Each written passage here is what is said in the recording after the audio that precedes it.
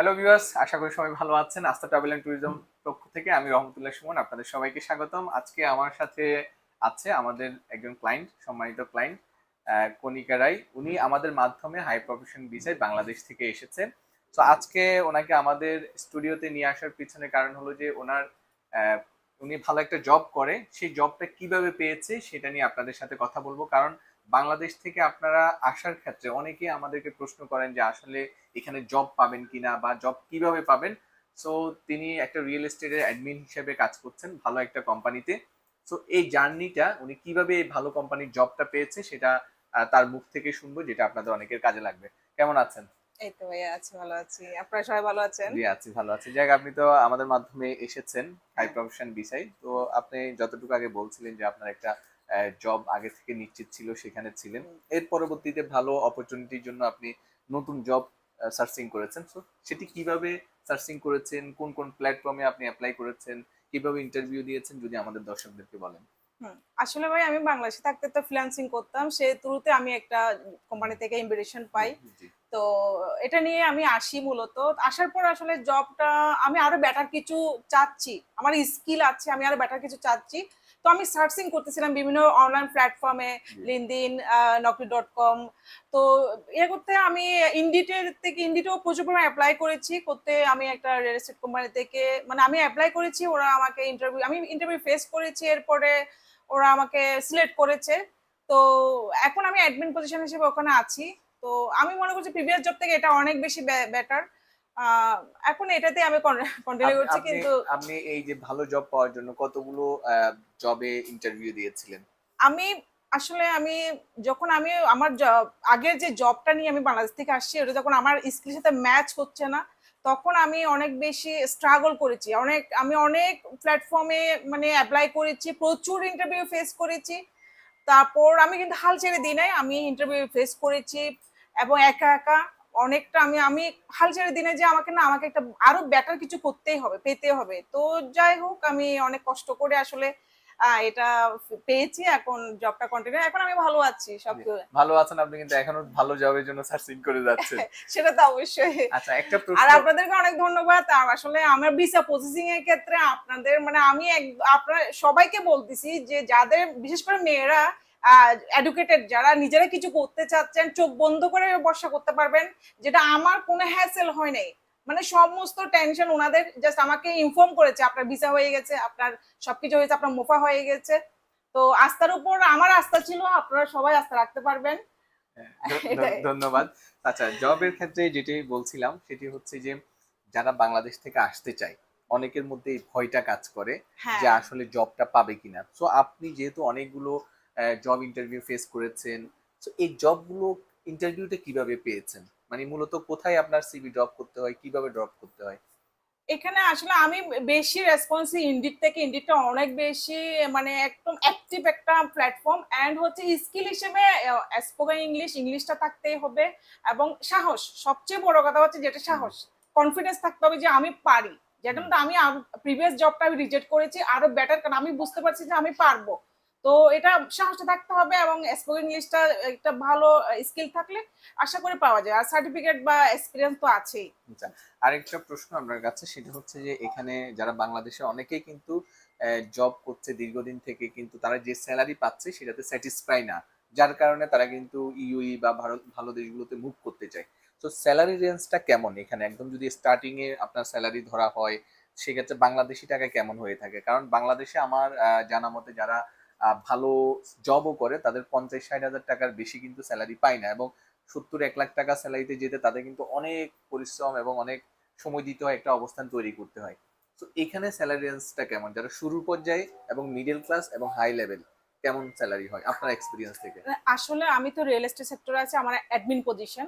তো আমি মনে করি আসলে যারা স্কিল আছে, জি এখানে স্কিলের কদর বেশি। জি। এখানে তুমি কোন দেশ থেকে আসছো সেটা ম্যাটার করতেছে না।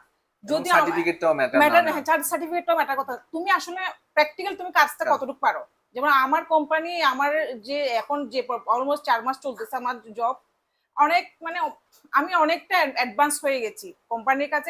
এটা কিন্তু আমি কাজ দিয়ে অর্জন করছি। জি আমার মাস্টার্স সার্টিফিকেট আছে, আমার স্পোকেন ইংলিশের কোর্স আছে, আমার আইএলটিএস করা আছে, এগুলো কিন্তু ম্যাটার করে না।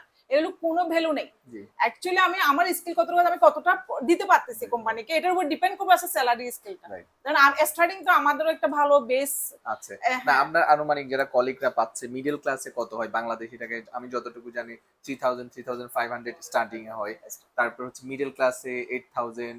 এটা আপনি যদি বলেন বাংলাদেশি টাকায় আপনার এক্সপেরিয়েন্স থেকে বা রিয়েল এস্টেটে যারা এটা কাজ করেন। কনভার্ট করে তো কত হয় আসলে জানবো না, জানো না, তবে যদি দেড়ামি বলেন আমি কনভার্ট করে দিচ্ছি আনুমানিক না স্টেজে 3000 প্লাস। প্লাস। হ্যাঁ 3000। যদি 3000 প্লাস যারা হাই প্রফেশনাল বিষয় নিয়ে আসে, যাদের স্কিল ভালো, এরা অ্যাটলিস্ট 3000 প্লাস পাবে, আমি যেটা মনে করি বা আমি নিজে যেটা পাচ্ছি। পাচ্ছেন পাচ্ছেন।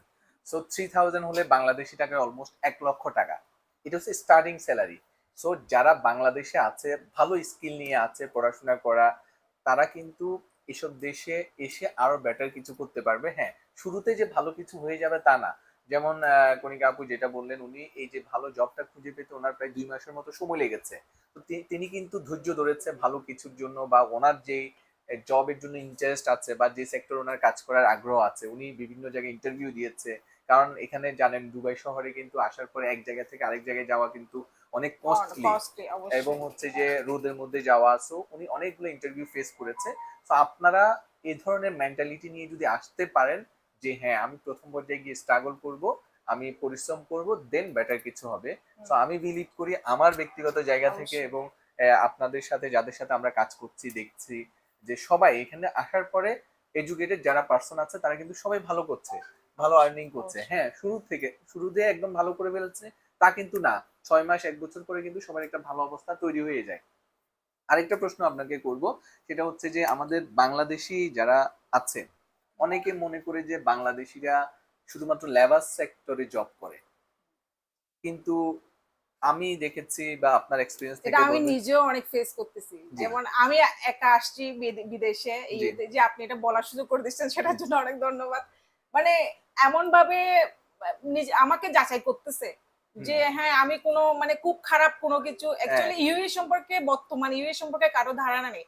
আমেরিকা বা আদার্স ইয়ে থেকে মাস্ট বেটার মনে করতেছে আমি, জি যাদের স্কিল আছে। জি এখানে স্কিলের কদর আছে, একজন যে পরিশ্রমী মানুষের কদর করে আসলে। হুম। তো এখানে সব খারাপ কিছু হ্যাঁ, এটা ইয়ে করে আমি, কোনো হ্যাঁ ইয়ে এটার নাই। সাথে আমি আরেকটু যুক্ত করি, যেহেতু ফিমেল উনি মহিলা, হুম, সেক্ষেত্রে কিন্তু আরো ওনার জন্য চ্যালেঞ্জিং। কারণ সাধারণত অবশ্যই। এখানে বাংলাদেশিরা কিছু মেয়ে আসে যারা হচ্ছে যে রুট লেভেলে জব করে বা অন্যান্য জিনিস, সেটা নাই বললাম, বাট যারা স্কিল পার্সন আছে ফিমেল এখানে অনেক হুম। ভালো সেক্টরে জব করছে। যেমন আপনার জবের রুলসটা কি যদি বলেন, যেটা আমি বলেছিলাম, যেমন আমার আপনাদের কোম্পানির কি কাজ আপনি করেন? আমার হচ্ছে অ্যাডমিনিস্ট্রেশন, আমি অ্যাডমিনের যত কাজগুলো করি, রিক্রুটমেন্ট গুলো কাজগুলো করি, লিস্টিংস করি, বিভিন্ন প্ল্যাটফর্মের যে অনলাইন প্ল্যাটফর্মের যে আমাদের লিস্টিং আছে এগুলো আমি মেনটেন করি, জি লিডস কালেক্ট করি এবং ডিস্ট্রিবিউট করি। আমার তো পুরোটা হচ্ছে অ্যাডমিনিস্ট্রেশন, আমার সাথে সেলসের সাথে কোনো ইয়া নেই, সেলস আমি বুঝিও না।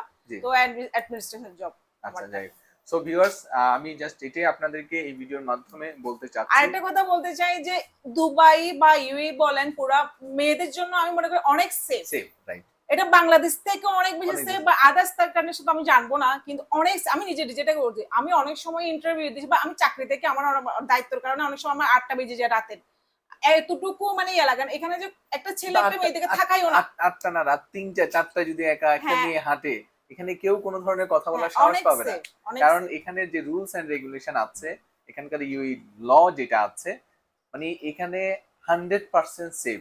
বিশেষ করে স্পেশালি ফিমেল যারা আছে এখানে, যারা এখানকার ল জানে, তারা কখনো একটা ফিমেলকে একটা কথা বলার সাহস পাবে না, কারণ ওনাদের নিয়ম কানুন আইন এত সুন্দর করে তৈরি করা। সো আপনাকে অনেক ধন্যবাদ, আপনি আমাদেরকে সময় দিয়েছেন এবং আপনার এক্সপিরিয়েন্স আমাদের সাথে শেয়ার করেছেন। সো ভিউয়ার্স, আপনারা এই ভিডিওর মাধ্যমে এটা আমি আপনাদেরকে ক্লিয়ার করতে চাই, যাদের স্কিল আছে, যারা এডুকেটেড পারসন, তারা ইউই তে ভালো কিছু করার সুযোগ আছে এবং ভালো কিছু করছে। তো আপনারা যারা কনফিউজড যে আসলে এখানে এসে জব পাবেন কিনা, কিভাবে জব খুঁজে পাবেন, তো আসলে এই ভিডিওটি আপনাদের অনেক বেশি হেল্পফুল হবে। ধন্যবাদ সবাইকে।